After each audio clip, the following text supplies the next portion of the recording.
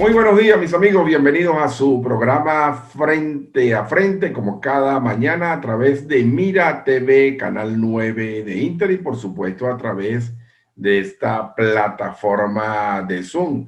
Vamos a recordar, como cada mañana, nuestras redes sociales. La cuenta de Twitter del programa es @Frente a Frente 9 y mi cuenta personal es @Jair Cubo. Les recordamos también que usted nos puede ver en la noche, en la reposición a las 9 de la noche y también al día siguiente en nuestro canal de YouTube.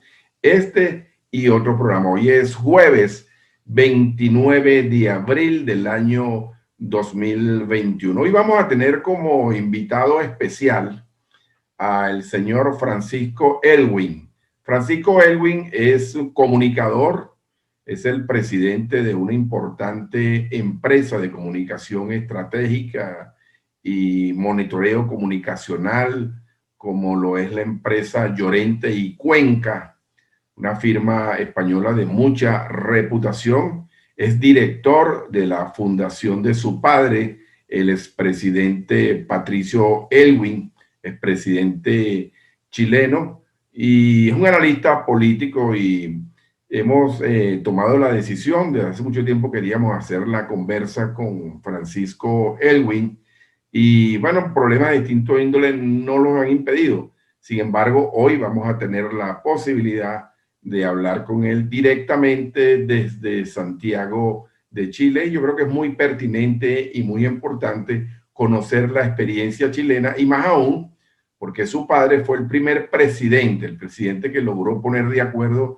aquella concertación chilena. Casos que de cualquier manera guardan alguna relación o algún parecido con la situación venezolana. Y ojalá sus reflexiones nos ayuden mucho a entender este tema político, a la búsqueda de una solución que conlleve a una propuesta democrática que permita que Venezuela pueda recuperar parte de su bienestar político, de la salud de la democracia, por decirlo de alguna manera. Ayer, por cierto, bueno, hubo una gran repercusión ayer y antier con relación al fallecimiento del dirigente político Aristóbulo Istúriz. A mí me llamó poderosamente la atención, bueno, algunas reacciones de gente que no estaban de acuerdo con la manera ni el proceder de Aristóbulo, y creo que eso no nos ayuda, que eso no nos ayuda en absoluto. Uno puede tener cualquier diferencia con cualquier ser humano, pero convertir el lenguaje y los escenarios en un albañal, de verdad que creo que eso no nos ayuda, independientemente de que los demás actúen así. Y bueno, lamentamos esta muerte, como lamentamos también la muerte del profesor Andrés Estambuli y todas las muertes que ocurran, porque finalmente pasan a ser hechos dolorosos. Mis amigos, quiero compartir parte de la mensajería de texto para que no se nos queden algunos mensajes. Poco a poco estamos transmitiendo mensajes. Yo quiero que ustedes entiendan que yo estoy transmitiendo desde mi casa y se hace completamente difícil a veces por las comunicaciones. A veces no recibimos, a veces recibimos los mensajes después del programa. En fin, pero estamos haciendo un gran esfuerzo para mantenernos al aire, aprovechando las maravillas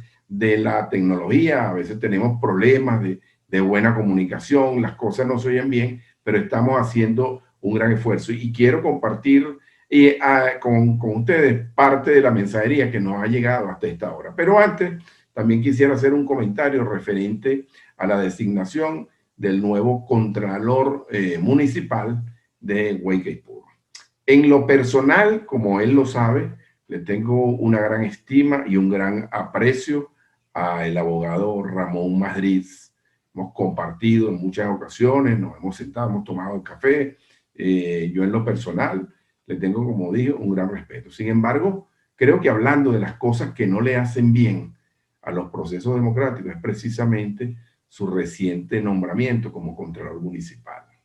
Y ojo, no estoy poniendo en tela de juicio su integridad profesional en absoluto, sino que yo creo que este país tiene que ir modificando formas. No es posible que el contralor municipal 2 días antes era el director general de la alcaldía. No es posible que en algún momento, como ocurrió, el vicepresidente del país, de Venezuela, Jorge Rodríguez, termine siendo presidente del Consejo Nacional Electoral. Es posible haciéndolo de esta manera, pero desde el punto de vista institucional, yo creo que ese tipo de cosas no ayuda, no contribuye. Y más cuando el gobierno y factores del propio partido oficialista que tienen una situación tensa interna en el PSUV, en el estado Miranda y concretamente en el municipio de Huaycaipuro, se produzcan este tipo de circunstancias. Yo saludo el nombramiento de Carmen Rojas también como nueva directora general. Creo que es una persona comprometida con las causas sociales, pero en verdad este tipo de cosas, y si fueran a la inversa, señores, porque aquí hemos criticado también las acciones de la oposición, las hemos criticado con muchísima vehemencia, sobre todo cuando el radicalismo toma la escena, y lo acabo de hacer ahorita precisamente cuando me refería al fallecimiento de Aristóbulo Isturi. Yo creo que este país necesita un poquito de sindéresis, de sinceridad para hacer las cosas de la mejor manera posible. Bueno, lo que nos resta es desearle a mi amigo Ramón Madrid que tenga autonomía para el desempeño de sus funciones. Voy a pasar la mensajería rápidamente antes de hacer el corte. Hoy estamos tratando de hacer contacto con Hernán Porras, pero nos ha sido imposible. La comunicación está bastante congestionada.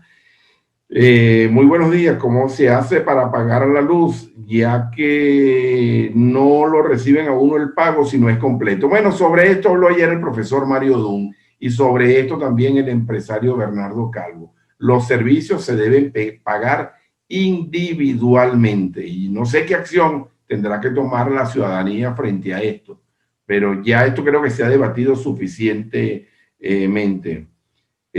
Bueno, aquí me envían un mensaje sobre Mario Dunn, que ha sido un hombre íntegro, inteligente, honorable y muy bien discutido el tema. Comparto con usted ese término. Buenos días, Jairo. No tenemos CanTV en internet en la calle Ezequiel Zamora Matica abajo. ¿Y cómo hacemos para ver clases de nuestros niños? Bueno, es allí el dilema. Buenos días. La bajada del Rincón hacia Cian Camilo no tiene luz. Es una cueva de lobos. Esto lo denuncia el señor Luis Díaz. Por favor, el llamado entonces a la autoridad municipal, por favor, para que haga las gestiones con Corpoelec, porque me imagino que es un tema de postes allí de alumbrado eléctrico. Es importante porque, bueno, si no, entonces el AMPA se da banquete en esa zona. Aquí tengo más mensajes. El CLAP de Maticarriba se niega a dar la bolsa CLAP a un señor de más de 70 años porque él trabaja en un ancianato en Caracas y no puede venir a diario. Los dueños de la rosca son, bueno, ponen aquí 2 nombres, yo prefiero reservarme esos nombres, los tengo aquí en depósito.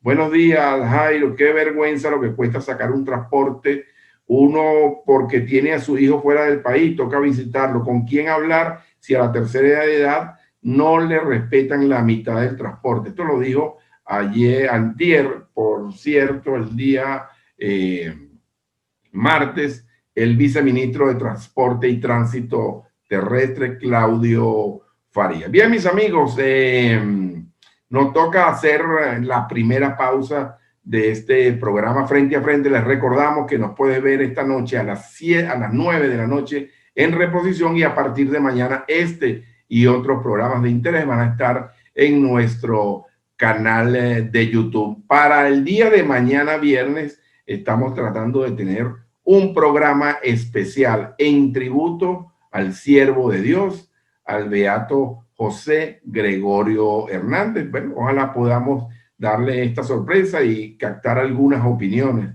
de personas autorizadas. Venezuela, por supuesto, mañana va a estar de júbilo con la beatificación del doctor José Gregorio Hernández. Vamos a hacer, mis amigos, la primera pausa y también vamos a hacer contacto con Francisco Elwin, directamente desde Chile, una entrevista que aspiramos sea de muchísimo interés y con mucha visión, porque el caso chileno, de cualquier manera, guarda o podría guardar una comparación con la difícil coyuntura política que vive Venezuela en estos momentos. Ya venimos, mis estimados amigos, en su programa Frente a Frente, la referencia informativa de cada mañana en los Altos Mirandinos.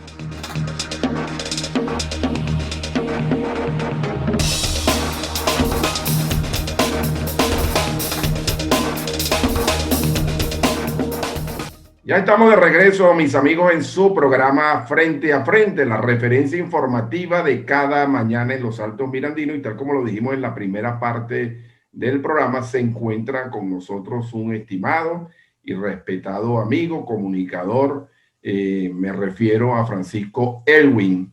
Y muy propicia esta ocasión, y te agradezco mucho, Francisco, la oportunidad que tenemos de conversar, porque yo sé que estás muy ocupado, pero muy propicia a propósito, valga la cacofonía, del evento que se realizó el pasado lunes, denominado Desafío de la Democracia, con dos ponentes de primera de la Fundación de tu Padre, Francisco Elwin, y de verdad que fue muy interesante. Y uno cuando observa todas estas cosas, inmediatamente lo primero que ve es el retrato de Venezuela. Francisco Elwin es comunicador, es el representante del presidente de la empresa Cuenca y Oriente en Chile, además que ha desempeñado importantes labores en funciones en asuntos públicos y es un invitado de lujo. Pero antes te tengo una sorpresa, como la que tú me diste a mí, mira lo que me estoy saboreando, ¿no? Y muy propicio el día lunes, lo estuve hojeando porque este libro me lo donaste, me lo regalaste el día que estuvimos allá compartiendo un almuerzo con nuestro común amigo Francisco Celedón, y de verdad que es una joya. Bueno, por allí quiero empezar. Te puedo decir Pancho, ¿no? Sí, por supuesto. Un abrazo, Jairo. Muchas gracias por la invitación a tu programa. Qué gusto poder estar. Qué buen recuerdo haces de ese almuerzo que tuvimos antes de la pandemia, cuando uno podía juntarse con los amigos a almorzar y cuando nuestro querido y común amigo Francisco Celedón nos convocó en una mesa española. Para los telespectadores que nos están siguiendo, para la audiencia que nos están siguiendo, ese libro es un libro que editamos en la Fundación Elwin cuando se cumplió el primer año del fallecimiento del presidente Patricio Elwin. Es un libro que reúne todas las fotografías y los discursos presentados durante los 3 días de funeral de Estado que decretó el gobierno de la presidenta Bachelet. A mí, por razones obvias, me produce un poquito sentimientos encontrados ese libro, pero fue un momento muy emocionante. Bueno, Jairo comentaba, se acaban de cumplir 5 años de la muerte del presidente Elwin y tuvimos un seminario el lunes pasado con la Universidad Católica de Valparaíso para recordar la figura de nuestro padre, pero más que para recordarlo a él, para abordar los desafíos de la democracia en el mundo de hoy. Tuvimos, además, el inicio de la cátedra Patricio Elwin que ha instituido la Universidad Católica de Valparaíso. Dejo invitada a la audiencia, si quieren seguir ese seminario, a visitar la página web de la Fundación Elwin, www.fundacionelwin.cl, y también el canal de YouTube de la Pontificia Universidad Católica de Valparaíso. La verdad es que tuvimos a 2 estupendos ponentes, a Steven Levitsky y Daniel Inerarity, que nos acompañaron con la moderación de mi hermana Mariana, que es la vicepresidenta de la Fundación, que además es candidata a la Convención Constitucional. Tenemos elecciones que iban a ser hace unos días, se atrasaron por la pandemia y son en mayo. Y la verdad es que la visión de ellos sobre lo que está viviendo la democracia, sobre los desafíos del mundo actual, es muy, muy interesante de escuchar.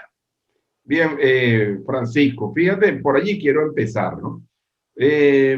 Durante mucho tiempo yo he estado siguiendo, yo soy de verdad un furibundo lector de la historia chilena, ¿no?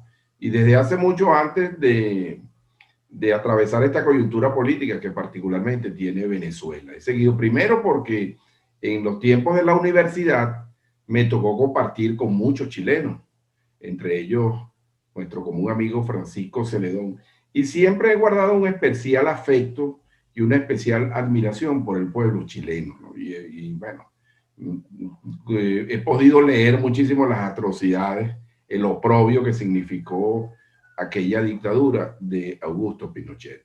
Pero fíjate, en ese seminario, Desafíos de la Democracia, me llamó mucho la atención el tema de que los dos ponentes, tanto el español como el norteamericano, se enfocaron mucho en el tema del populismo. Yo tenía preguntas, pero había mucha gente y además teníamos compromisos también con la radio. Pero te la quiero hacer a ti. Esta tendencia del populismo está increciendo, Francisco, o los gobiernos democráticos, las propuestas realmente alentadoras por las libertades públicas tienen que sobreponerse frente a eso. Bueno, mira, es un punto muy interesante el que tú tocas. Antes de contestarte tu pregunta, referirme brevemente a que nosotros también tenemos un cariño muy especial por Venezuela. Venezuela acogió a muchos compatriotas chilenos exiliados durante la dictadura y por supuesto seguimos con mucha atención y con mucho interés y con asombro, por supuesto, lo que está pasando y la situación, la difícil situación que está viviendo el pueblo venezolano. Les mandamos un cariñoso abrazo y con lo único que yo le he dicho a mis amigos venezolanos cuando converso del tema es: no hay mal que dure 100 años ni pueblo que lo soporte. Nosotros también aquí en un momento de la dictadura no se veía por dónde, no había oposición, no había ninguna posibilidad de ponerse de acuerdo. Y si alguna virtud tuvo el grupo que encabezó mi padre, fue ser capaces de poner de acuerdo a gente que había estado en distintos bandos durante el gobierno del presidente Allende. Efectivamente, la democracia cristiana había estado en contra del presidente, había sido oposición al presidente Salvador Allende y al régimen de la Unidad Popular. Sin embargo, después de los duros momentos que se vivieron después del golpe militar en Chile y toda la historia que conocemos, lo que motivó el tema fue decir: nosotros tenemos que derrotar a la dictadura en su propio terreno. Y había gente que no estaba de acuerdo, había gente que no creía en la vía institucional, y era para no creer. Claro, no sé, la gente puede no acordarse, pero aquí el año 86, una patrulla de militares quemó a 2 chicos vivos en una protesta. Uno de ellos lamentablemente falleció, Rodrigo Rojas Tenegri, y Carmen Gloria Quintana pudo sobrevivir gracias a un doloroso y larguísimo tratamiento. Entonces, claro, a uno en las reuniones sociales uno decían: oye, pero Pancho, ¿cómo vas a votar en un plebiscito en que van a contar los votos los mismos que quemaron vivos a 2 periodistas? Tú estás loco. Bueno, había mucha gente que no estaba disponible para jugar en el terreno de la dictadura. Sin embargo, y hay un libro precioso que escribió mi padre que se llama El reencuentro de los demócratas, que es cómo la gente que había estado en desacuerdo durante el gobierno de la Unidad Popular fueron capaces de irse poniendo de acuerdo con un solo valor, que fue la recuperación de la democracia, y deponiendo todas las diferencias. Y ahí nace la concertación de partidos por el no, se gana el plebiscito del año 88, y ahí nace después la concertación de partidos por la democracia, que eran 17 partidos desde el centro hasta la izquierda, que gana las elecciones del 89 y que permite que en marzo de 1990 Chile recupere la democracia con el inicio del gobierno que tuvo el privilegio de presidir mi padre. Vuelvo a tu pregunta. Yo creo que el populismo llegó para quedarse. Excelente reflexión, Pancho, excelente reflexión, porque por allí vamos a conducir la entrevista, pero respóndeme la pregunta, por favor, pero quería hacer la acotación. Excelente la reflexión. Muchas gracias. Vuelvo a tu pregunta. La verdad es que yo creo que como conversaban Daniel y Steven en el seminario del lunes, la verdad es que el populismo ha llegado para quedarse. Y fíjate, lo estamos viendo en todas partes. No lo vemos solo en Chile. Aquí en Chile, ¿para qué te cuento? No sé cuánto sabe tu audiencia de la situación chilena, pero ayer aquí en Chile se aprobó el tercer retiro de los fondos previsionales, que es una cosa que partió el año pasado a raíz de la pandemia. Votaron a favor del proyecto de ley que en teoría se podía decir que es inconstitucional porque el Congreso en Chile no tiene facultades para hacer proyectos de ley que demanden inversión de dinero. Eso está reservado en la Constitución chilena solo al Ejecutivo. Votaron a favor del proyecto senadores y diputados no solo de la oposición, que fueron los que presentaron el proyecto, sino que también de gobierno, porque lo que dicen, incluso la gente de derecha, es si el gobierno no llega con la ayuda a la gente damnificada, bueno, no queda otra que echar mano a los ahorros previsionales. Ahora eso es populismo puro y duro, porque esa gente, primero los beneficiados somos los más ricos, los que más tenemos plata en las administradoras de fondos de pensiones. Entiendo que después del retiro de ayer, más de la mitad de los chilenos, o sea, una vez que se proceda a este retiro que va a ser a partir de la próxima semana, más de la mitad de los chilenos van a quedar sin un peso en sus fondos previsionales. O sea, eso es pan para hoy y hambre para mañana, puro populismo, porque estos políticos que están y que votaron ayer de la manera que votaron, no van a estar cuando los jubilados no tengan que comer porque no tengan pensiones. Entonces, este es un fenómeno que llegó para quedarse, Jairo, y lamentablemente se necesita recuperar el coraje de no gobernar y legislar para la galería, para los likes de Twitter, para las redes sociales, sino que tomar las decisiones con convicción de lo que la gente realmente necesita, porque si no vamos a terminar con estados en la ruina. Y yo siempre cito, y perdón la autorreferencia, pero siempre cito el 12 de marzo de 1990, cuando acá en Chile era la transmisión del mando y muchos dignatarios extranjeros dijeron, yo voy a Chile encantado a la asunción del presidente Elwin, pero yo no quiero estar con Pinochet. Y entonces no voy a ir a la ceremonia oficial que era en el Congreso en Valparaíso.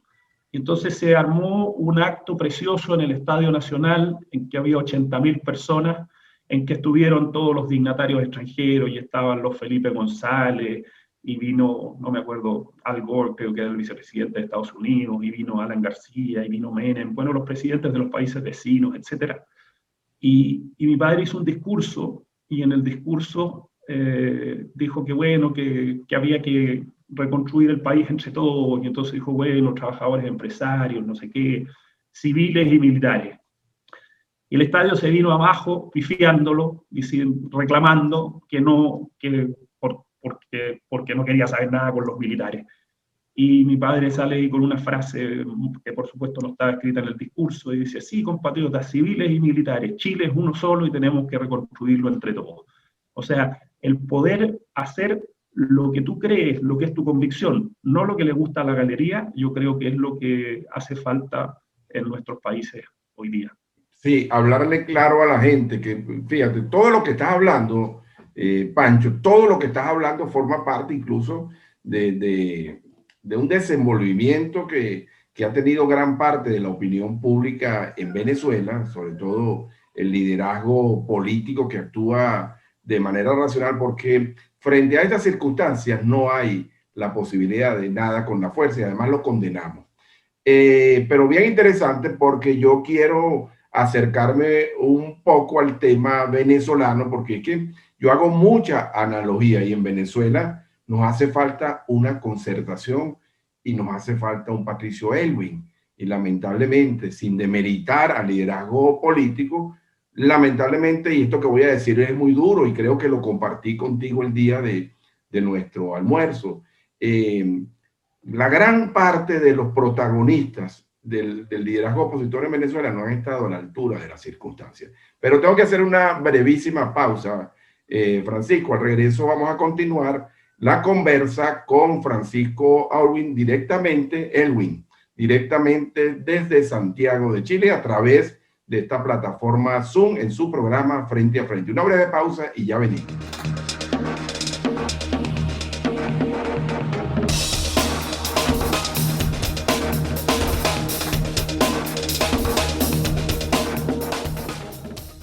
Ya estamos de regreso, mis amigos, en su programa Frente a Frente, conversando en la mañana de hoy con Francisco Elwin. De nuevo, te quiero agradecer, pero yo sé que estás muy ocupado con tus actividades y más esta semana que se ha conmemorado el aniversario de tu padre.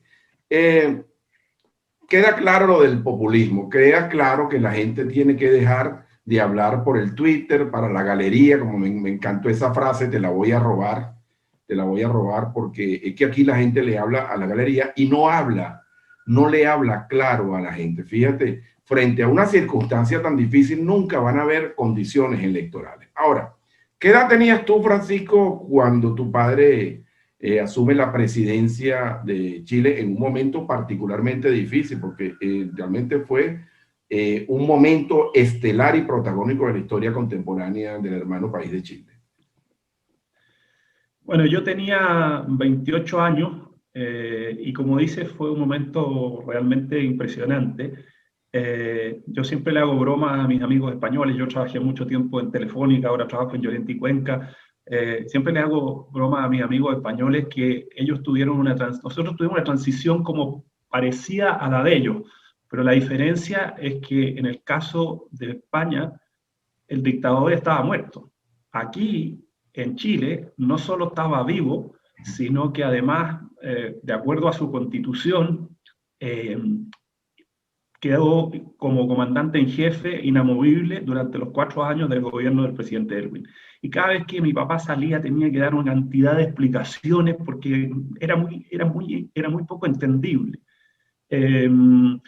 Tenemos que decir que el proceso de restauración de la democracia, y lo digo por animar a los amigos venezolanos, no fue nada de fácil. Ya comentábamos en el bloque anterior que había toda una corriente, sobre todo de la izquierda más dura, que decía, bueno, a Pinochet hay que votarlo por la fuerza. Y de hecho, el Frente Patriótico Manuel Rodríguez atentó contra la vida del general Pinochet el año 86 y fue un atentado fallido, pero en el que murieron, no me acuerdo si 12 o 15 guardaespaldas del general Pinochet, y él estuvo a punto de morir. Se salvó porque viajaba en un auto blindado, pero bueno, se salvó porque Dios es grande, no más, digamos. Pero aquí había toda una corriente que decía que esto había que terminarlo por la fuerza, y yo creo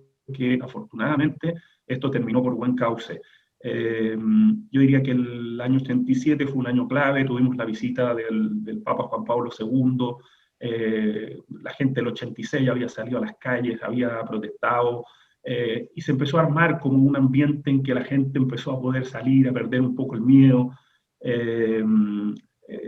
Bueno, vino la historia que conté en el primer bloque, ¿no es cierto? La creación de la concertación de partidos por el no, que fue el triunfo del 5 de octubre, y luego la campaña presidencial y el triunfo del presidente Elwin en diciembre del 89 para asumir en marzo de 1990.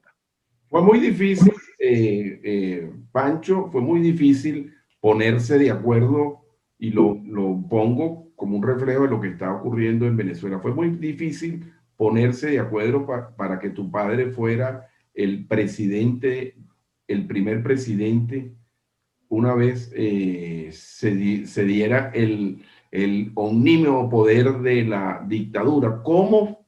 Si puedes compartir eso un poco, porque bueno, ya a los 28 años ya uno está formado, ¿no? Pero fue muy difícil eso, porque me gustaría que esa reflexión tuya compartirla con mucha gente en Venezuela, ¿no? Mira, aquí lo que se llamó la concertación de partidos por el no que eran 17 partidos, como digo, desde la democracia cristiana hasta la izquierda, excluyendo el Partido Comunista, que el Partido Comunista se restó de participar en el plebiscito del año 88, institucionalmente digo. Se creó una figura que se llamaba, todos tenían que ser iguales, entonces los presidentes de partidos se sentaban en esta mesa y se creó una figura que era el primus inter pares, el primero entre sus pares. Y siendo la democracia cristiana en ese momento el partido mayoritario de la centroizquierda y de la oposición al régimen, entonces el primus inter pares fue Patricio Aylwin. Terminada la votación del no, obviamente cada partido dijo, bueno, vamos a seguir en esta coalición, y obviamente cada partido dijo, bueno, yo tengo mi candidato. Y de hecho, habían varios candidatos dentro de la democracia cristiana, estaba el que luego fue canciller, Gabriel Valdés, el mismo Eduardo Frei, que luego fue presidente después del presidente Aylwin, el partido por la Democracia estaba Ricardo Lagos, que luego fue presidente más tarde, ¿no es cierto? Cada partido tenía su candidato, y se fueron, a la medida que se iban acercando las elecciones del 89, cada partido iba bajando su candidatura en pro de la figura de mi padre. No fue fácil, pero yo creo que hubo mucha generosidad. Y al final se llegó a que en julio del año 89 la Concertación de Partidos por la Democracia proclamó a Patricio Aylwin como su abanderado presidencial. Y bueno, después en la elección además la derecha fue dividida, llevó dos candidatos, el ex ministro del general Pinochet, Hernán Vigi, y un empresario, Francisco Javier Errázuriz. Entonces eso facilitó también el triunfo del presidente Aylwin, que sacó, no me acuerdo exactamente en este minuto, pero creo que sacó como el 54-55% de la votación. El mensaje que tendría que pasar a los amigos venezolanos es: hay que tener mucha generosidad para elegir y para esperar, porque claro, la ansiedad en ese momento, yo me acuerdo, al día siguiente del triunfo del no, todos eran candidatos y todos querían ser, y no, tiene que ser uno, y hay que ir deponiendo y hay que ir buscando los acuerdos y siendo capaces de construir una fórmula. Y la verdad es que, de nuevo, me sonrojo un poco porque es mi padre, pero fue una fórmula positiva. Todo lo que decía el gobierno y todo lo que decía la oposición, la derecha, era que iba a ser imposible gobernar, porque iba a ser imposible poner de acuerdo a 17 partidos, y la verdad es que no fue así. El gobierno fue un muy buen gobierno, no lo digo yo, lo dicen las cifras. Se pacificó el país, se empezó a restablecer de nuevo Chile en la comunidad internacional, volvimos a mirarnos como adversarios políticamente, pero no como enemigos, se acabó la lógica del odio, del antipatriota, del antichileno, etc. Y se redujo la pobreza, se comenzó un camino de crecimiento que ha hecho lo que ha significado la democracia en estos 30 años. Algunos critican mucho la transición. Yo soy un orgulloso de lo realizado durante el gobierno del presidente Aylwin y durante los siguientes gobiernos de la Concertación de Partidos por la Democracia. ¿Qué papel jugó en ese momento? Porque estoy tratando de sacarte cosas que nos permitan nutrirnos de una experiencia tan dura, porque yo siempre he dicho en conversaciones, cuando he tenido la oportunidad de intervenir en algunos foros, que a mí me parece fue mucho más difícil para Chile salir de la dictadura de Pinochet que lo que puede significar una transición democrática en Venezuela por la vía electoral. Ahora, que como Venezuela últimamente ha dependido mucho de las opiniones internacionales y apoyos también, porque hay que decirlo, pero finalmente nos hemos convertido también en un problema en el hemisferio. Quisiera conocer, Francisco, para buscar una correlación con lo de Venezuela, ¿qué papel jugó la comunidad internacional y concretamente en Estados Unidos? Porque, bueno, fue público y notorio que Estados Unidos tuvo que ver también con el proceso del derrocamiento del presidente Allende. Bueno, para los chilenos fue muy importante el apoyo de la comunidad internacional en el tema de combatir la dictadura. Aquí en Chile, bueno, tal como bien dices, inicialmente parte del régimen de Pinochet y bueno, todos los que no pensaban como el régimen, bueno, algunos fueron derechamente exterminados, pero otros sometidos a las peores atrocidades que recuerde la historia reciente de nuestro país. Y los que poco podían opinar eran tratados de antipatriotas, bueno, no había medios de comunicación libres, etc. Fue muy duro ese proceso y entonces la ayuda internacional era muy importante y fue muy importante y fue decisiva en ir encauzando. Yo, mis primeras armas en las comunicaciones las hice en la radio chilena, que era la radio del Arzobispado de Santiago, que ya no existe, era la radio de la Iglesia Católica en Chile, y nos decían la voz de los sin voz. Era de las pocas radios junto a Radio Cooperativa, que todavía existe y acaba de cumplir 90 y tantos años, que se atrevía a decir tibiamente, pero a acercarse un poco a la realidad de lo que estaba pasando. Bueno, ahí hubo mucha cooperación internacional. Yo ya te decía, yo siempre he tenido vínculo con España, recuerdo la ayuda de España, importante para tener estos centros de investigación, posibilidades de financiamiento para las primeras publicaciones periodísticas, la revista Hoy, el diario La Época, etcétera, que tímidamente, hacia mediados de los 80, se iba acercando a poder abrir una puerta para ese retorno a la democracia al que les comentaba en el bloque anterior. En el caso concreto de Estados Unidos yo creo que a poco andar de la dictadura se dio cuenta del error cometido y en lo sucesivo Estados Unidos enmendó el rumbo. Y bueno, hay mucha demostración y hay literatura de eso. Por ahí hay hasta unas películas que muestran bueno, lo que después han sido documentos desclasificados de la CIA que hablan claramente de la intervención de Estados Unidos en Chile durante el gobierno del presidente Allende. Tengo que hacer un corte, pero me necesito una respuesta corta para hacer el corte. ¿Cómo fue tu relación, la relación de tu padre con su comandante en jefe de las Fuerzas Armadas, el general Pinochet? A ver si lo podemos resumir en pocas palabras, ¿no? Porque es bien difícil eso. Fue tensa y dura, pero siempre fue por los cauces institucionales. La verdad es que hubo dos momentos muy complejos en que el general Pinochet tenía un hijo procesado por un tema de unos cheques del ejército, y entonces el general Pinochet aleonó a su gente y hizo un intento, uno se llamó ejercicio de enlace y el otro se llamó boinazo, un intento de sacar a las Fuerzas Armadas a la calle. Pero el resto fue por causas absolutamente institucionales, muy dura, muy tensa, pero se pudo salvar durante los 4 años.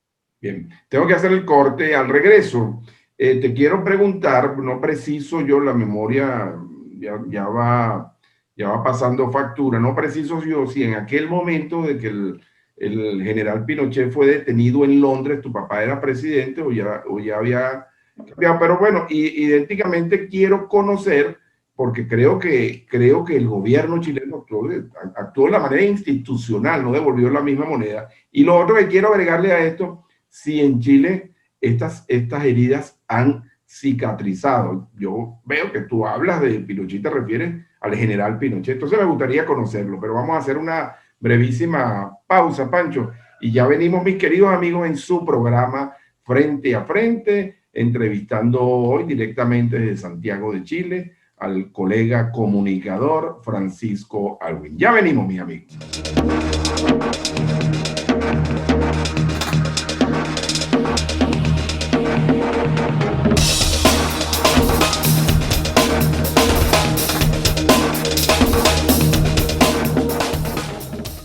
Estamos de regreso, mis queridos amigos, para la última parte de su programa Frente a Frente. Espero que ustedes estén disfrutando esta entrevista tanto como la estoy disfrutando yo, y de verdad que creo que los aportes son muy importantes. Primero porque visto de las perspectivas de la comunicación y también, bueno, porque fuiste de cualquier manera actor en un momento circunstancial de la presidencia de tu padre en un momento muy difícil. Te hice la pregunta y ya me respondiste gestualmente que no, que cuando el presidente, el comandante en jefe, Pinochet, fue detenido en Londres. Sin embargo, Miguel, el gobierno chileno actuó de una manera institucional con eso, ¿no?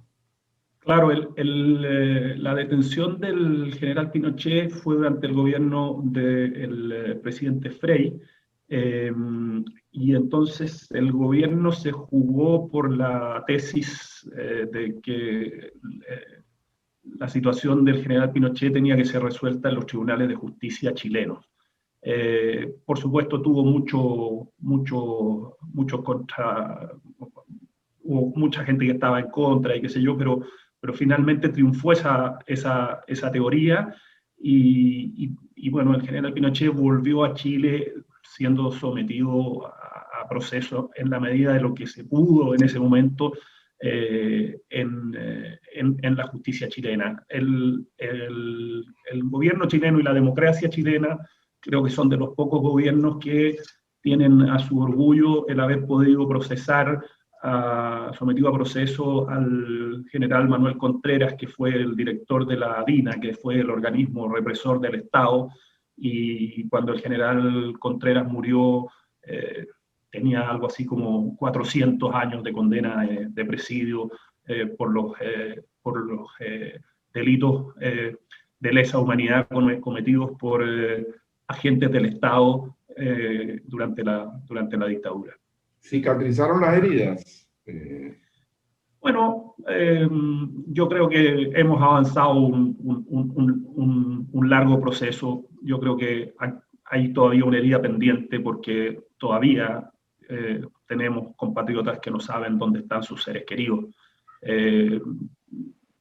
Me duele decirlo porque es una realidad muy dolorosa, pero lo que se sabe es que fueron muertos y fueron tirados al mar. Por lo tanto, lo más probable es que mucha de esa gente que tiene familiares que desaparecieron, que fueron hechos desaparecer por la dictadura, no los vayan a tener nunca más, no vayan a tener ni siquiera la tranquilidad de darle una sepultura. Y eso es una abierta, sin duda, en el país. La primera medida que tomó el gobierno del presidente Elwin fue crear una comisión que se llamó De Verdad y Reconciliación, que es la comisión que presidió el destacado jurista Raúl Rettig, que investigó los casos de desaparición con resultado de desaparición o muerte durante la dictadura y esclareció lo que había ocurrido, que era una realidad negada por el régimen. Los invito a visitar la página web de la Fundación Patricio Elwin, www.fundacionelwin.cl. Ahí está todo el detalle de lo que fue la presentación del informe Rettig, del cual se cumplió hace poco 30 años. El informe fue presentado a la Nación en marzo de 1991 y mi padre, en su calidad de jefe de Estado, tiene una frase que, bueno, yo me voy a emocionar también y se me ponen los pelos de punta hasta el día de hoy. Él se emociona y dice que en su calidad de jefe de Estado pide perdón a las personas por los crímenes cometidos durante la dictadura y le pide a las Fuerzas Armadas que hagan gestos para poder saber del paradero de esas personas. Desgraciadamente ha habido muy poca colaboración y todavía tenemos compatriotas que, si bien es cierto, como te digo, en general la situación en Chile es de una mejor convivencia, todavía tenemos compatriotas que, como digo, no saben dónde están sus seres queridos. Desde la perspectiva, ahora te voy a preguntar como comunicador, ¿cómo ves a Venezuela, Pancho? ¿Cómo ves a Venezuela desde la perspectiva de la comunicación, como un analista político que eres, como un observador? ¿Cómo ves a Venezuela? ¿Qué recomiendas? Vamos a hacer dos en uno. Se ve enredada la cosa, se ve que lo están pasando mal, que llevan muchos años, se ve que no hay acuerdo en la oposición. Eso es una cosa que a mí me impresiona mucho. Yo, digamos, hace mucho tiempo que no voy a Venezuela, pero recuerdo haber ido por ahí por el 2010 y han pasado 11 años y no se ve un ponerse de acuerdo. Y yo solo por poner un mensaje un punto de optimismo, animo a ustedes y a sus compatriotas a deponer la cosa chica, la mezquindad, y a ponerse de acuerdo para recuperar una senda de democracia, de paz, de armonía, de convivencia pacífica, y bueno, y más adelante de restablecimiento de la economía y crecimiento, porque esa es la única manera de llegar a un puerto. Yo creo que hay que tener grandeza, y como te digo, citaba la grandeza que tuvieron los distintos dirigentes de los partidos aquí en Chile, que fueron capaces de deponer sus legítimas aspiraciones, sus legítimos deseos de decir, oye, yo puedo ser, ¿no? Y ser capaces de unirse en torno a una persona. En este caso, para mí es un orgullo, fue mi padre el que le tocó liderar eso, pero podría haber sido perfectamente otro. Y Chile inició una senda, como digo, hay gente que hoy día reniega de la transición y dice bueno, que la transición fue una transaca y que el dictador, pero Chile en estos 30 años ha tenido un crecimiento. Es cierto que nos faltan cosas, y por eso tuvimos el estallido social el 2019, y por eso vamos a ir a una nueva constitución ahora, pero Chile ha tenido un crecimiento espectacular, y la verdad es que yo creo que Venezuela puede llegar a eso, pero para que eso ocurra, tiene que tener una generosidad, y tiene que haber en esa oposición al régimen actual, tiene que haber gente que sea capaz de poner sus legítimos intereses y ponerse de acuerdo por una causa común. El plebiscito, estamos contra la hora, pensé que tienen una reunión, te voy a robar un par de minutos más, Pancho. El plebiscito, ¿en qué condiciones electorales se realizó el plebiscito, el sí y el no? Mira, el plebiscito tuvo una cosa que fue muy importante, que fue la franja televisiva. Aquí llevábamos casi 16 años sin que la oposición pudiera tener una voz, como te contaba, había muy pocos medios, etc. Y entonces lo que se creó fue una franja de, no me acuerdo si 10, 15 minutos para la opción sí y 10, 15 minutos para la opción no. Y esa fue la primera vez que la gente pudo conocer de primera vista lo que era la opción no al régimen militar, salir de la propaganda pura y dura del régimen de Pinochet. Por supuesto que la franja del sí era el terror. Si ganaba el no, el país se iba a derrumbar, nos íbamos a ir a la punta del cerro. Me acuerdo una imagen, yo era más chico, pero me acuerdo una imagen de un túnel un túnel negro, y que la imagen se detenía, ¿eh? Era una cosa pavorosa, que daba susto. Bueno, y la franja del no, hay una película muy buena que se llama No, precisamente. La franja del no apeló al tema de la alegría y de que volviéramos a ser hermanos, y de hecho la canción del no de Chile, La alegría ya viene. Y eso permitió que la gente se informara y que se atreviera a ir a votar. Porque, ahora, las de nuevo, condiciones electorales eran las mejores. no eran las mejores, pero Chile tiene una tradición, y salvo un plebiscito trucho que se hizo el año 80 para la constitución que actualmente nos rige, y que, si Dios quiere, la vamos a modificar a partir de la próxima asamblea constituyente, ¿cómo se llama? El plebiscito del 88 fue bien hecho, y no hubo ni fraude, ni qué sé yo. Ese era el tema, porque, bueno, en Chile existe una tradición, es que en todas las elecciones las Fuerzas Armadas son las que garantizan los procesos electorales, y ese era el tema que podía haber. Y de hecho, bueno, hay una historia que cuenta que en la noche del 5 de octubre, porque el gobierno se demoraba en reconocer el triunfo del no, el general Pinochet intentó firmar un decreto, hacer firmar un decreto a los otros comandantes en jefe de las Fuerzas Armadas para declarar estado de sitio y no reconocer el triunfo del no. Y fue el general Matei, el comandante en jefe de la Fuerza Aérea, quien en la noche, caminando casi cerca de las 12 de la noche, camino a La Moneda, le dijo a los periodistas que para él era claro que había ganado el no, y ahí eso hizo que se descomprimiera la situación, y de hecho cuentan que cuando el general Matei llegó a este salón donde estaba todo armado, en que el general Pinochet tenía este decreto para firmar este estado de sitio, el general Matei le dijo a Pinochet, le dijo, bueno, si están tan contentos con el resultado, traigan la champaña para celebrar. Y que Pinochet le había dicho, no, si aquí no estamos para esas cosas, y le había pasado un papel para que firmara esta declaración de estado de sitio, y el general Matei le dijo, no, yo esto no lo firmo, y los otros comandantes en jefe también lo siguieron, con lo cual el general Pinochet se quedó solo y el gobierno tuvo que salir al día siguiente, o muy tarde en la madrugada, y al día siguiente a reconocer el triunfo del no.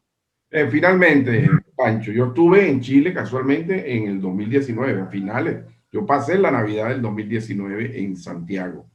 Yo pude ver parte de los daños que ocasionaron los discursos. Tú te referiste a una especie de deuda social. Hay una creciente preocupación. Colombia pareciera que va a dar un giro a la izquierda, Brasil parece que va a dar un giro a la izquierda, en Argentina estamos viendo lo que está ocurriendo con el kirchnerismo, Bolivia acaba de dar un traspié increíble. Está en peligro que eso pueda ocurrir también en Chile. No, yo creo que el estallido social del 18 de octubre fue una situación muy dolorosa, porque hubo mucha destrucción y hubo gente que perdió sus negocios, sus empleos, sus fuentes de trabajo, etcétera. Pero creo que fue una situación que encauzó el acuerdo político que se llegó después, el 15 de noviembre, para convocar a un plebiscito para una nueva constitución. Si ese acuerdo no hubiera producido, yo creo que estaríamos en una situación parecida a la de los otros países que tú mencionas y que espero y aspiro legítimamente a que puedan revertirla.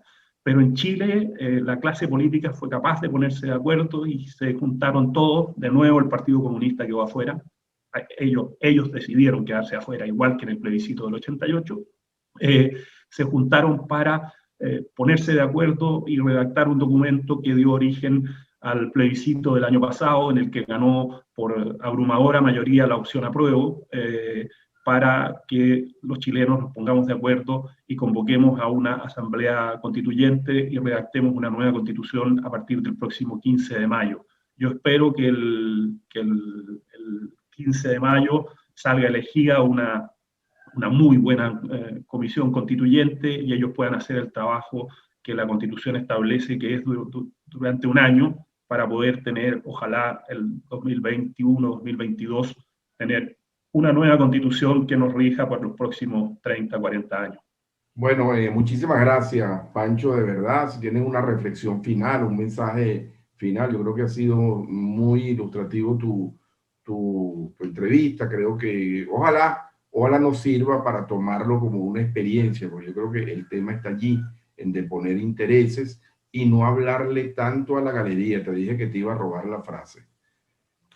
Muchas gracias a ti, Jairo, por la invitación. Un gusto verte. Ya nos veremos de vuelta cuando se pueda volver a viajar, cuando pase la pandemia. Nos volveremos a juntar aquí en Santiago. Un abrazo a toda tu audiencia, a todos tus seguidores. Y mucho ánimo a los venezolanos. Yo creo que lo que hemos conversado, yo creo que si de algo puede servir la experiencia chilena fue ser capaces de ponernos de acuerdo. No fue fácil. Y los primeros años del gobierno del presidente Elwin tampoco fueron fáciles. Pero nosotros en esa época, incluso el actual presidente Piñera era opositor al presidente Elwin, pero Renovación Nacional, su partido, votó varios de los proyectos de ley del gobierno del presidente Elwin en favor, y eso permitió que en Chile se hiciera una reforma tributaria, una reforma laboral, se pudiera mejorar los salarios de los profesores, etcétera. Así que un abrazo fraterno para los amigos venezolanos, no hay mal que dure 100 años, vamos que se puede, fuerza, y a unirse para tener un pronto retorno a un régimen democrático. Un gran abrazo, Jairo, y muchas gracias por tu tiempo. Sí, bueno, muchísimas gracias a Francisco Elwin. Les recuerdo, mis queridos amigos, que este programa lo ven en reposición a las 9 de la noche y mañana va a estar en nuestro canal de YouTube. Yo los espero mañana en un nuevo programa Frente a Frente. Mañana vamos a hablar de el beato José Gregorio Hernández. Los espero mañana. Hasta luego.